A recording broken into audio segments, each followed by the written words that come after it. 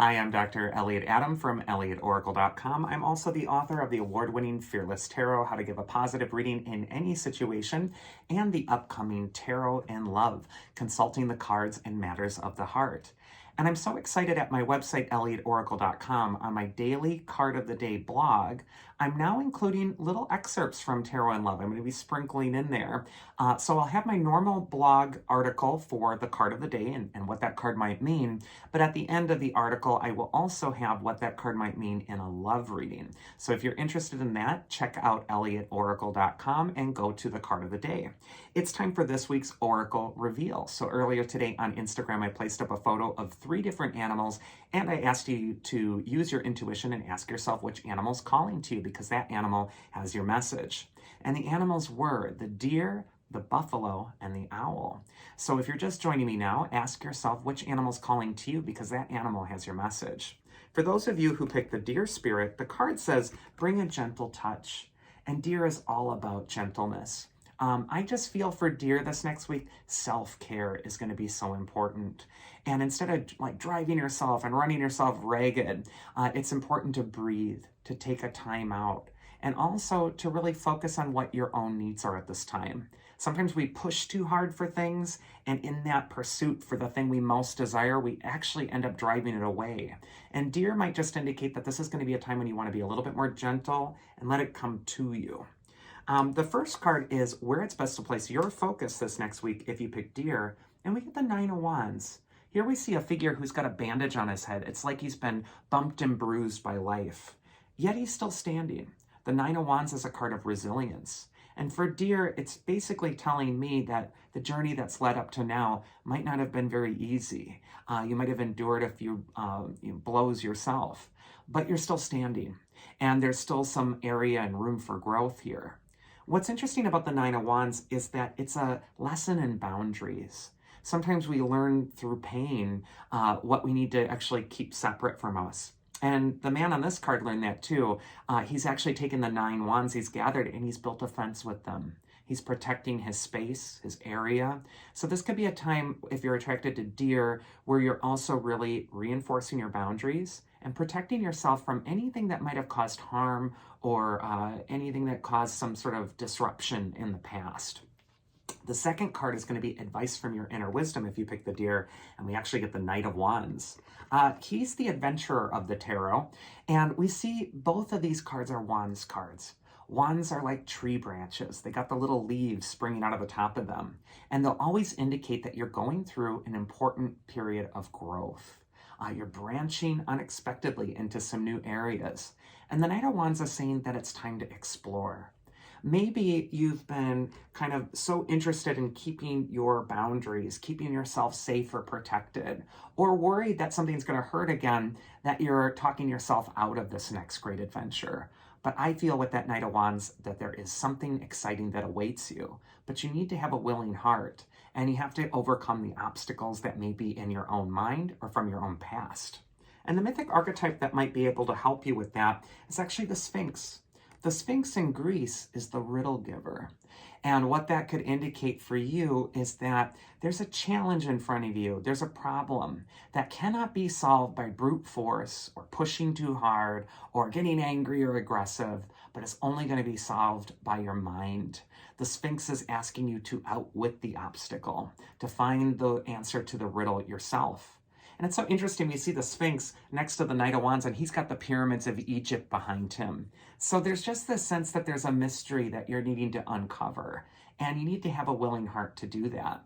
And finally, that Knight of Wands can indicate that the answer to your riddle is only going to come from getting out of your head and into the world, seeking that answer out there. There's a wonderful thing called the internet where all the repository of knowledge is available to you at any moment. So if you're stumped by something, it might be time to do some research. The second animal is the buffalo spirit. So this card says the abundant universe will provide. And if you're attracted to buffalo, this might be a time when you want to affirm abundance in your own life. It's tough out there right now. Economically for people, it's a challenge. And there may feel like there's a lot of heavy things on your back where finances are concerned. But what you need to know is that this universe is abundant and there's plenty of opportunity to thrive and grow. And this might be a time to really affirm that in your own life and not get frustrated by what things look like on the surface.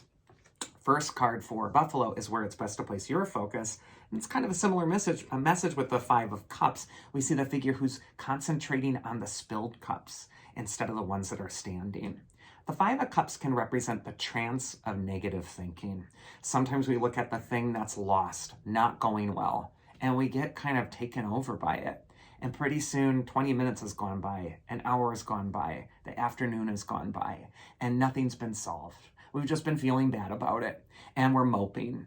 And so the Five of Cups really tells you to look around you at what is working and build on that. Look at the two cups that are still standing. If this figure were to look at those cups, he'd also see that bridge that leads over the troubled water.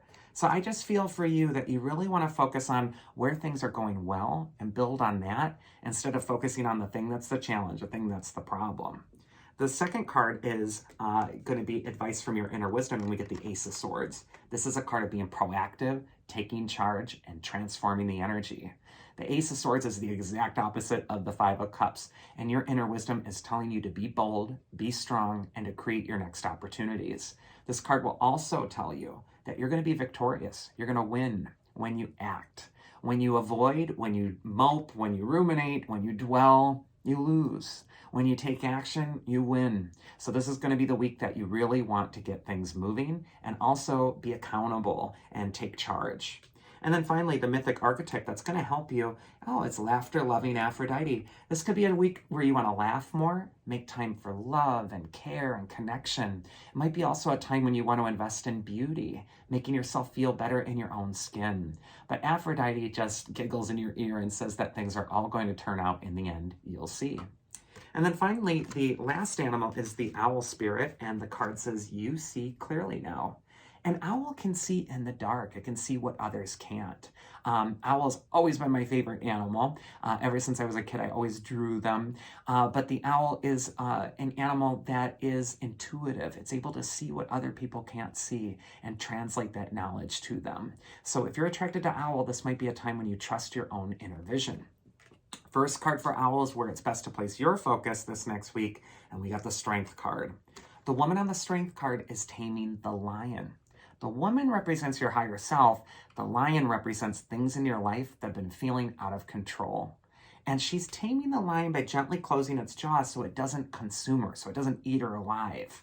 And what this is saying is that your higher self needs to take the lead if you're attracted to owl. And by daily little self-corrections where you're reining in that energy that's felt out of control through good choices, you're going to tame the beast. And you're going to be able to channel that energy into something far more constructive.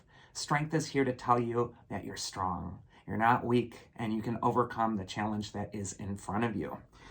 The second card is advice from your inner wisdom if you pick the owl, and we get the Ace of Pentacles. Aces in a tarot reading are really good to get. They're just like aces in a poker game.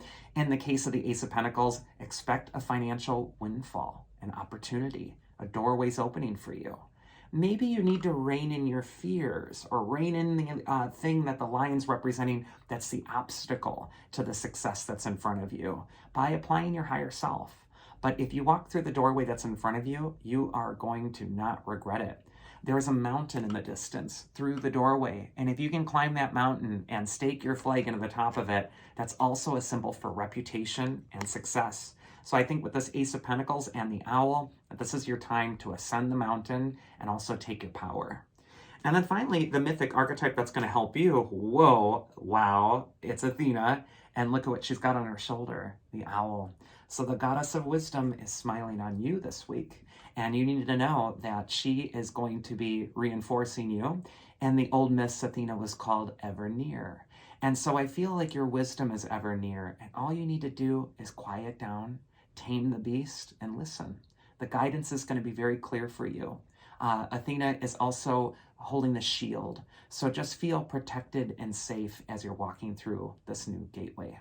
And that is this week's Oracle. I do hope you enjoyed it. And if you did, you can check me out at elliotoracle.com and schedule a reading with me there. I'd love to talk to you. Otherwise, I hope you all have a wonderful week, and I will see you again next time. So take care.